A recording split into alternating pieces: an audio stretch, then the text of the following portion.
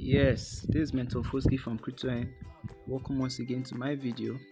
So on this video I want to show you 10 mistakes to avoid when you're trading on spots or on futures on Binance Exchange. Now this is the Binance Exchange interface they are on. Now I believe most of you are already used to most of all these features here. You want to access your spots, you know where to go to. You want to access features as well. All of them are here on markets. Then trade is where you can open spot orders on spot trading on the spot trading feature. Then the feature is here where you can place order on futures as well as your wallets. Yes, you have different options here on futures. So quickly let's move on to the spots. Yeah, let me take for example I'll be using I don't have money deposited on my account now, so I'll just be giving a preamble, but follow closely, you get to understand me. Now let's use BNB USDT pair. Let's say we want to buy on BSD. This is the strategy I told most of you yesterday. Also on the way I do my trading, I scalp. Yes, now this is the candle chart for BNB within the 4-hour time frame. You can see the time frame around the top here. So this is the 4-hour time frame. You can go for 1 hour. There are different time charts. Now this 1 hour time chart now is in a range. This is a practical example of a range. I talked about range in my voice on Thursday. Now you see the Bollinger Band. I will teach you more on indicators later on this class. So you see the Bollinger Band is this 3-line band, the two banding the candle chart and the candle movement, and the one at the middle. They are indicators in the Bollinger Band indicator, showing that the market is currently in a range. So BNB is just within the range, hitting a support up there and coming down to resistance, coming up, hitting a resistance and coming down to support, and just like that moving zigzag in a straight line. Now let's say for example, since BNB is around this middle trying to come down, now you can see that it has hit the resistance around this place. It's trying to come down. Possibly it can get to this bottom line of the Bollinger Band and maybe it's upwards again, but there's a possibility that it can still break down further, like you see on this place you see 425 here. You see it went below and before going up, so there's any possibility, but now you know it's going down, so you can predict possibly due to a Bollinger Band that it will go down. The other indicators you can use to confirm your prediction, like the MA, EMA, MACD, the RSI and all of that. I'm going to be teaching more on the advanced level. Even this volume is also an indicator, see. So want to buy BNB, or rather want to set our buy order at somewhere around here, possibly when we are these non-futures where you can predict two-sided, or if it's on futures now we can sell short, but on spot you only get to buy up. That is if you are selling, it means you are selling your cryptocurrency to another cryptocurrency or a stable coin. Like on this one is BNB USDT. So if I'm selling BNB, I'm selling BNB to get USDT, and if I'm buying, I'm using my USDT to buy BNB. So yeah, I can on spot you can only buy or sell, you can't predict market movement. So either way, I want to buy at this place, at this point 429. You can see it's under the Bollinger Band, the one at the bottom. Buy at 429. Then I look at the Bollinger Band at the top or at the middle. The one at the middle is around you can see it up here at this top right corner under the line 15 and the time chart. You can see upper is 440, the middle one is around 434, then the lower one is around 429. So I will likely want to use the Bollinger Band to place my trade. So I'll buy around 429 and leave my trade. I'll set my take profit at 434 or 440. Now let's go ahead. Now you click on buy.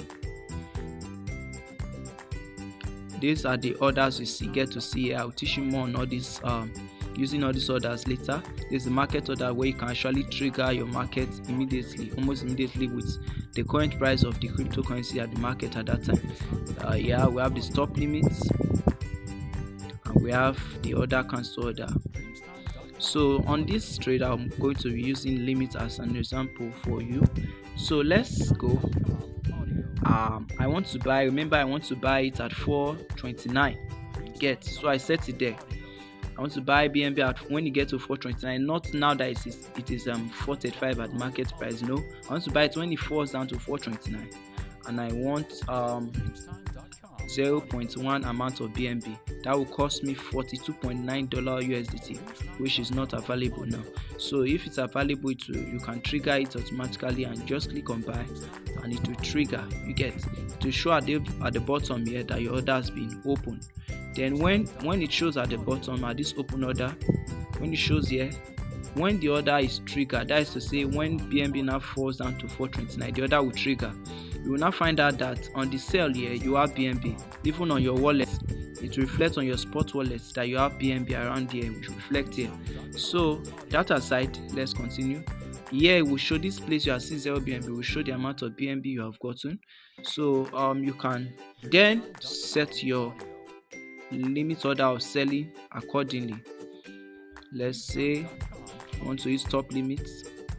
When BNB gets to, remember, I can either sell at 434 or 440. Either way, remember the Bollinger Band I talked about recently. Okay, so this I can set. Let me say I want to take it at the upper Bollinger Band limit, 440. I say when BNB gets to 440, let him sell at 441. This is why stop limit is different from limit order.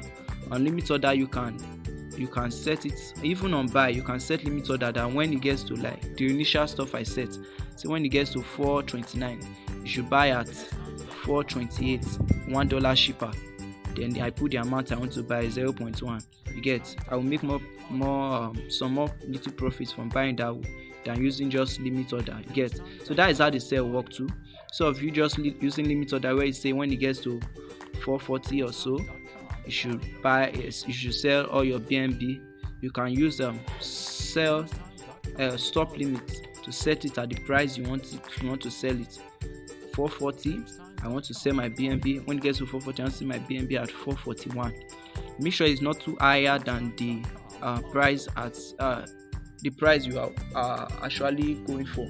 Get, because possibly at that price it might trigger if the price you are willing to sell is not too above the market price. You see this corner, right corner here, you see the red stands for the sellers, the green stands for buyers.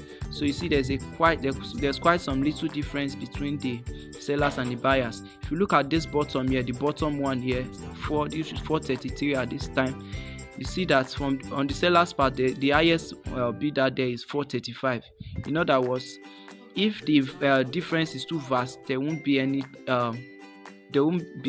sales trigger. That is, the BNB, the buyer's own won't trigger or the seller's own won't trigger. So there needs to be a correlation first, a synergy before trade will go on. So if you want to get, if 440 is your target, make sure you set it something not too above 440. Let's say 440.5. At that price, you will still see a buyer that wants to buy it at that price you want to sell. You get, if it's for example, if you set it too high, like 443, though you make more profits, like $3 extra from all your BNB though, but it might not trigger immediately. Why? Because possibly no buyer will want to buy it at that price. It's too cost for them. So set it something not too above. Then you put the amount of BNB you want to sell. Remember I bought 0.1 BNB. So I bought it. Remember it when I bought it here. Remember when I bought let's see, when I bought it at 29, 0.1 BNB cost $42.9, right? Now I'm selling it at 440 and 0.1 let's use stop limit. I'm selling it at 440 440.5 rather. I'm setting that when it gets to 440 sell at 440.5, and I'm selling 0.1 BNB. Now I get $44. In other words, I make $1 plus $0.1 plus $1, that is $1.1 on this spot trading. You get, on these sales I just placed on Binance Spot. So it is that simple. I can set the limit at the higher stuff. Maybe when it gets to 450, instead of just using my Polygon band to set my limit, I set it high. Maybe I don't want to stay in the trade, I want to leave it for maybe over the day. Possibly might get over that. So I set it that when it gets to 450, it should sell at 450.5, and 0.1 BNB I will get $45, meaning I'll get extra $2.1 on my BNB sales. So it's that easy you get. So spot trading is very easy. When you place your sell order as well, what will happen, just like the buy order, it will show here under that a order has been placed under this open order, you get show here. Then when there's a buyer at that time in the market, it will automatically trigger itself. So that's that for that on the spot. I'll make another video now on futures trading. So just go through. If you have any question, do endeavor to ask. I'm making this video possible because I want you to understand these futures first before I go into the mistakes you should avoid when trading. Okay, that being said, let's move on.